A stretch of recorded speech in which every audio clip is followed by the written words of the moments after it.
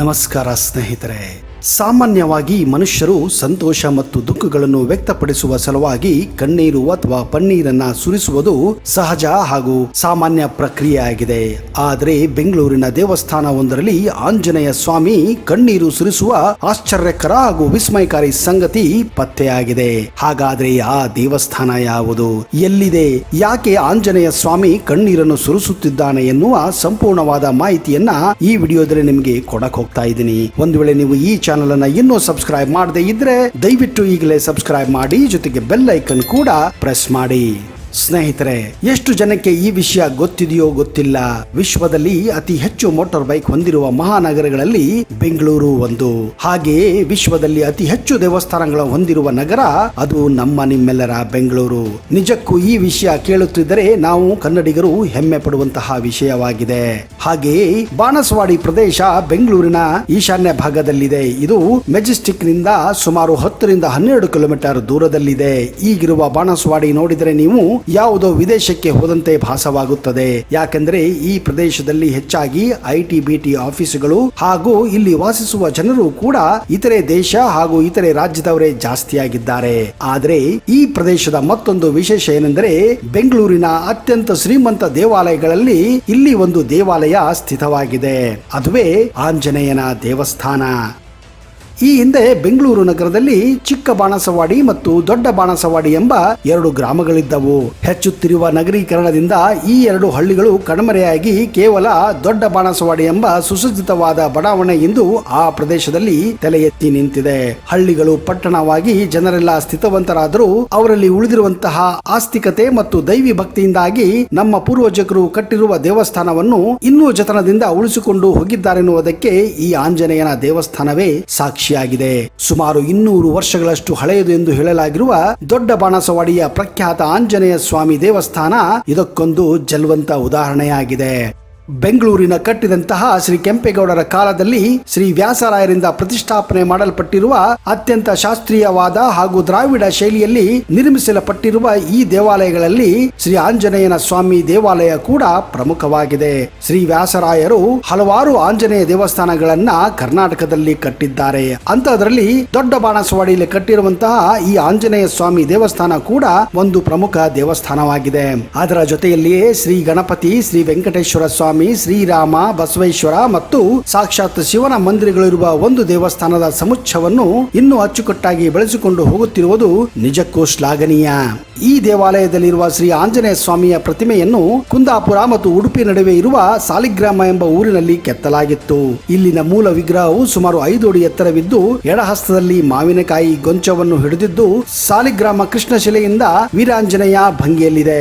ಪ್ರತಿದಿನವೂ 106 ಭಕ್ತರ ಸಮ್ಮುಖದಲ್ಲಿ ಅತ್ಯಂತ ಶಾಸ್ತ್ರೋಸ್ತ್ರವಾಗಿ ಪೂಜಾ ಕಾರ್ಯಕ್ರಮಗಳು ನಡೆದು ವಾರ್ಯಾಂತ ಮತ್ತು ವಿಶೇಷ ಹಬ್ಬ ಹರಿದಿನಗಳಲ್ಲಿ ಇಲ್ಲಿ ಸಾವಿರಾರು ಭಕ್ತರು ಆಗಮಿಸುತ್ತಾರೆ ಹಾಗೂ ಹನುಮಂತನ ದರ್ಶನವನ್ನು ಪಡೆಯುತ್ತಾರೆ. ಸರ್ಕಾರದ ಮುಜರಾಯಿ ಇಲಾಖೆ ವ್ಯಾಪ್ತಿಯಲ್ಲಿ ಬರುವ ಈ ದೇವಸ್ಥಾನದಲ್ಲಿ ವಾರ್ಯಾಂತ ಹಾಗೂ ವಿಶೇಷ ದಿನಗಳಲ್ಲಿ ಅನ್ನದಾಸೋಹದ ವ್ಯವಸ್ಥೆಯನ್ನು ಕೂಡ ಇಲ್ಲಿ ಅತ್ಯಂತ ವಿಶೇಷವಾಗಿ ಮಾಡಲಾಗುತ್ತದೆ.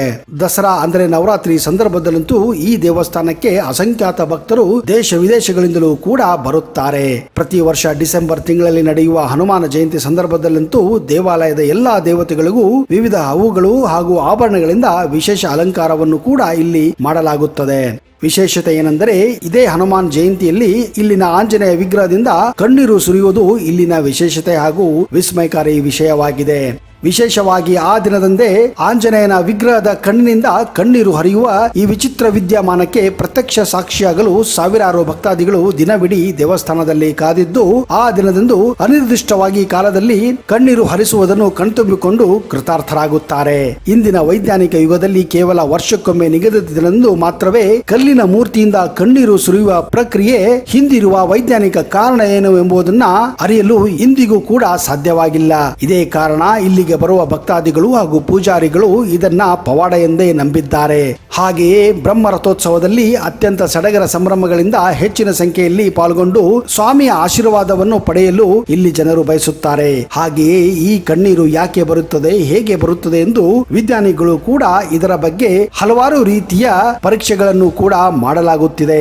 ಆದರೆ ಇಲ್ಲಿಯವರೆಗೂ ಈ ಕಣ್ಣೀರಿನ ಚಮತ್ಕಾರವನ್ನು ಕಂಡುಹಿಡಿಯಲು ಯಾವ ಒಬ್ಬ ವಿಜ್ಞಾನಿಯಿಂದಲೂ ಕೂಡ ಸಾಧ್ಯವಾಗಿಲ್ಲ. ಹಿಂದೂ ಧರ್ಮಶಾಸ್ತ್ರದಲ್ಲಿ ಪವನಸುತ ಹನುಮಂತನನ್ನು ರಾಮ ಭಕ್ತ ಎಂದು ಕರೆಯಲಾಗುತ್ತದೆ ಮತ್ತು ಪೂಜಿಸಲಾಗುತ್ತದೆ. ಭಗವಾನ್ ಹನುಮಂತನು ತನ್ನ ಜೀವನ ಉದ್ದಕ್ಕೂ ಬ್ರಹ್ಮಚರ್ಯ ಧರ್ಮವನ್ನು ಅನುಸರಿಸುವ ಮೂಲಕ ಶ್ರೀ ಭಗವಾನ್ ರಾಮನ ಸೇವೆಯನ್ನು ಮಾಡಿಕೊಂಡು ಬಂದಿದ್ದಾನೆ ಎನ್ನುವ ನಂಬಿಕೆ ಇದೆ. ಹೀಗಾಗಿ ಹನುಮಂತ ಶ್ರೀರಾಮನು ತನ್ನನ್ನು ಈ ಭೂಮಿಯ ಮೇಲೆ ಬಿಟ್ಟು ವೈಕುಂಠವನ್ನು ಸೇರಿದ್ದಕ್ಕೆ ಕಣ್ಣೀರು ಸುರಿಸುತ್ತಾನೆ ಎಂದು ಇನ್ನು ಕೆಲವು ಭಕ್ತರು ನಂಬಿದ್ದಾರೆ. ಹನುಮಂತನು ಕಾರ್ಯ ಸಾಧಕನು. ಭಕ್ತಿಯಿಂದ ಹನುಮಂತನ ಆರಾಧನೆ ಮಾಡಿದವರಿಗೆ ಅವರ ಕೋರಿಕೆಗಳು ಖಂಡಿತವಾಗಿ ನೆರವೇರುತ್ತವೆ ಎಂದು ಇಲ್ಲಿನ ಭಕ್ತಾದಿಗಳು ನಂಬುತ್ತಾರೆ. ಆಂಜನೇಯನ ಗುಣಗಳೇ ಇಂದಿಗೂ ಜನಸಾಮಾನ್ಯರಲ್ಲಿ ನೆಲೆಸಿದೆ. ಜನಪದರು ಹನುಮಂತನ ಸಂಜೀವಿನಿ ಪರ್ವತವನ್ನು ಹೊತ್ತು ತಮ್ಮ ಊರುಗಳ ಮುಂದೆ ಹೋಗಿದ್ದಾನೆ ಎಂದು ನಂಬಿದ್ದಾರೆ. ಮಕ್ಕಳಗಳ ರಕ್ಷಣೆಗಾಗಿ ಆಂಜನೇಯನ ತಾಯತ ಕೂಡ ಕಟ್ಟುತ್ತಾರೆ. ಊರಿನ ಗಡಿಯಲ್ಲಿ ಆಂಜನೇಯನ ಗುಡಿ ಕಟ್ಟಿಸಿ ಊರ ರಕ್ಷಕನೆಂದು ಭಾವಿಸುತ್ತಾರೆ. ಹೀಗೆ ಆಂಜನೇಯ ಎಲ್ಲಿದ್ದಾನೋ ಅಲ್ಲಿ ಚಮತ್ಕಾರಗಳು ಪವಾಡಗಳು ನಡೆಯೋದು ಸರ್ವೇ ಸಾಮಾನ್ಯ. ಇನ್ನು ಈ ಘಟನೆಯನ್ನು ನೋಡಿ ಸ್ನೇಹಿತರೆ, ಈ ಘಟನೆ ನೋಡಿದರೆ ಇದಕ್ಕೆ ನೀವು ಏನನ್ನಬಹುದು? ಇಬ್ಬರು ನವ ದಂಪತಿಗಳು ತಮ್ಮ ಫೋಟೋವನ್ನು ತೆಗೆಯಲು ತಮ್ಮ ಸ್ನೇಹಿತನಿಗೆ ಕೊಡುತ್ತಾರೆ. ಆದರೆ ಆ ಸ್ನೇಹಿತ ಫೋಟೋ ತೆಗೆಯುವ ಬದಲು ವಿಡಿಯೋ ಮೋಡ್ಗೆ ಹೋಗುತ್ತಾನೆ. ಹಾಗೆ ವಿಡಿಯೋ ರೆಕಾರ್ಡ್ ಆಗಲು ಪ್ರಾರಂಭವಾಗುತ್ತದೆ. ಆದರೆ ಇದ್ದಕ್ಕಿದ್ದ ಹಾಗೆ ಆ ವಿಡಿಯೋದಲ್ಲಿ ಸೆರೆಯಾಗುತ್ತದೆ ಒಂದು ಅಗೋಚರ ವಸ್ತು. ಯಾವುದೋ ಒಂದು ವಸ್ತು ಕುತುಬ್ ಮಿನಾರ ಮೇಲೆ ಹಾರುವ ಹಾಗೆ ಕಾಣುತ್ತದೆ. ಇದನ್ನು ನೋಡಿದ ಕೆಲವರು ಇದೊಂದು ಗಾಳಿಪಟ ಎಂದು ಕೂಗಿದರೆ, ಇನ್ನು ಕೆಲವರು ಇದನ್ನ ಏಲಿಯನ್ ಎಂದು ಕೂಗುತ್ತಾರೆ. ಹಾಗೆ ಇನ್ನು ಕೆಲವರು ಡ್ರೋನ್ ಎಂದು ಹೇಳಿದರೆ, ಇನ್ನು ಭಗವಂತನಲ್ಲಿ ನಂಬಿಕೆ ಇಟ್ಟವರು ಅದು ಆಂಜನೇಯ ಎಂದು ನಂಬುತ್ತಾರೆ. ನೀವೇ ಸ್ವಲ್ಪ ಸೂಕ್ಷ್ಮವಾಗಿ ನೋಡಿ. ಇದರಲ್ಲಿ ಯಾವುದು ಸರಿ ಯಾವುದು ತಪ್ಪು ಎಂದು ಅದನ್ನ ನೀವೇ ಹೇಳಬಹುದು. जल्दी कर, इतना टाइम क्यों लग रहा है? अरे ये वीडियो मोड में आ गया है, वेट अ मिनट।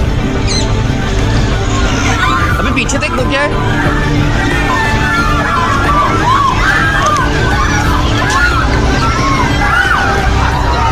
ಈಗ ನೋಡಿದಿರಲ್ಲ ಸ್ನೇಹಿತರೆ, ಈಗ ನಿಮ್ಮ ಪ್ರಕಾರ ಇದು ಏನಾಗಿರಬಹುದು? ಇದೇನು ಡ್ರೋನಾ, ಗಾಳಿಪಟನ, ಏಲಿಯನ್ನ ಅಂದ್ರೆ ಅನ್ಯ ಗ್ರಹಗಳ ಜೀವಿಗಳ, ಅಥವಾ ಆ ಭಗವಂತ ಆಂಜನೇಯನ? ಇದನ್ನು ನೋಡಿದರೆ ಇದು ಡ್ರೋನ್ ಆಗಲು ಸಾಧ್ಯವಿಲ್ಲ. ಯಾಕಂದ್ರೆ ಇದಕ್ಕೆ ಡ್ರೋನ್ ಆಕಾರವೇ ಇಲ್ಲ. ಇನ್ನು ಗಾಳಿಪಟ ಅಂತೂ ಆಗಲು ಸಾಧ್ಯವೇ ಇಲ್ಲ. ಯಾಕಂದ್ರೆ ಇದು ಅಷ್ಟು ವೇಗವಾಗಿ ಒಂದು ಕಡೆಯಿಂದ ಇನ್ನೊಂದು ಕಡೆ ಹಾರುವಷ್ಟು ಗಾಳಿಪಟಕ್ಕೆ ಸಾಧ್ಯವೇ ಇಲ್ಲ. ಹಾಗಾದ್ರೆ ಇನ್ನೇನಿರ್ಬೋದು? ಕೊನೆಗೆ ಉಳಿದ ಉತ್ತರವೇ ಅದು ಆ ಭಗವಂತ ಆಂಜನೇಯ ಆಗಿರಬಹುದೆಂದು. ಈ ವಿಡಿಯೋ ನೋಡಿದ 80% ಜನ ಇದು ಆಂಜನೇಯ ಎಂದು ನಂಬುತ್ತಾರೆ. ಇನ್ನು ಕೆಲವರು ಇದು ಗ್ರಾಫಿಕ್ಸ್ ಎಂದು ಕೂಡ ಹೇಳುತ್ತಾರೆ. ಆದರೆ ಒಂದು ವಿಚಾರ ನಾನು ಇಲ್ಲಿ ಬಹಿರಂಗಪಡಿಸಲು ಇಷ್ಟಪಡ್ತೀನಿ ಸ್ನೇಹಿತರೆ. ಅದೇನೆಂದರೆ, ಈ ವಿಡಿಯೋಗೆ ಯಾವುದೇ ತರಹದ ಎಡಿಟ್ ಕೂಡ ಮಾಡಲಾಗಿಲ್ಲ, ಗ್ರಾಫಿಕ್ಸ್ ಕೂಡ ಅಳವಡಿಸಿಲ್ಲ. ಕೇವಲ ನಿಮ್ಮ ಹತ್ತಿರ ಇರುವ ಒಂದು ಮಾಮೂಲಿ ಫೋನ್ ಕ್ಯಾಮೆರಾದಿಂದ ಸೆರೆ ಹಿಡಿದಂತಹ ಒಂದು ವಿಡಿಯೋ ಆಗಿದೆ ಅಷ್ಟೇ. ಈ ವಿಡಿಯೋನ ಲ್ಯಾಬ್ ಅಲ್ಲಿ ಪರೀಕ್ಷೆ ಕೂಡ ಮಾಡಲಾಗಿದೆ. ವಿಜ್ಞಾನಿಗಳು ಹೇಳುವ ಪ್ರಕಾರ ಈ ವಿಡಿಯೋದಲ್ಲಿ ಯಾವುದೇ ಗ್ರಾಫಿಕ್ಸ್ ಇಲ್ಲ ಅನ್ನೋದನ್ನ ಅವರು ಸ್ಪಷ್ಟಪಡಿಸಿದ್ದಾರೆ. ಅವರಿಗೂ ಕೂಡ ಈಗ ಇದೊಂದು ದೊಡ್ಡ ತಲೆನೋವಾಗಿದೆ.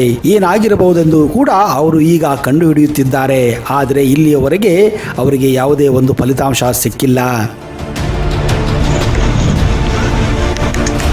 जल्दी कर, इतना टाइम क्यों लग रहा है? अरे ये वीडियो मोड में आ गया है, वेट अ मिनट।